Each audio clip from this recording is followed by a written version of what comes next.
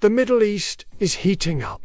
And I don't mean metaphorically. In the past 48 hours, Israel launched targeted airstrikes on key military sites inside Iran. Now, military analysts say the risk of a full-scale war is higher than it has been in over a decade. Why? Because these strikes weren't just warnings, they were preemptive, aimed at halting Iran's growing military cooperation with Russia and China, as well as its support for groups like Hezbollah and the Houthis. Iran's response: threats of retaliation, not just directly, but through proxy forces across Lebanon, Syria, Yemen, and even the Red Sea. This isn't just a conflict between two nations. It's a shadow war, pulling in regional and global powers. The United States is now walking a tightrope. Publicly, they reaffirm support for Israel. Privately, they're trying to stop this from spiraling into an all-out regional war. The question is, can they, with oil prices rising, proxy armies mobilizing, and nuclear threats not far off?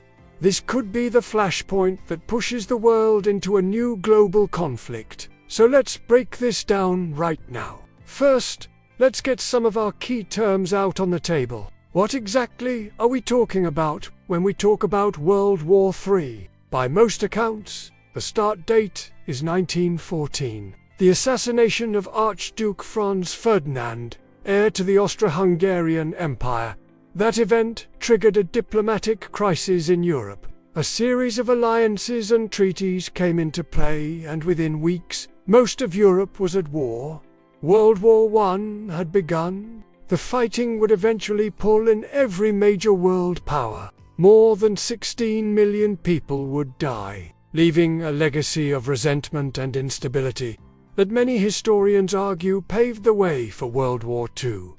But what about World War III? Some believe we're already living through it, caught in the crossfire of a new Cold War between the United States and China. Tensions are high, trade wars are raging, and military conflicts are on the rise from the South China Sea to Ukraine. Others argue that World War III will be a direct confrontation between nuclear powers, a conflict that will be over in an instant, thanks to mutually assured destruction. In short, no one knows. But what we do know is that World War III will be defined by the shadow wars being fought today. Conflicts that don't involve direct military engagement between major powers but are just as dangerous. Whether it's the war in Ukraine, the ongoing battle in Syria, or the shadow war in Yemen. Speaking of which, let's get back to that. Now, in the past few weeks, Israeli officials have been warning about the growing threat of the Houthi rebels in Yemen, who they say are planning attacks against Israeli and US interests in the region.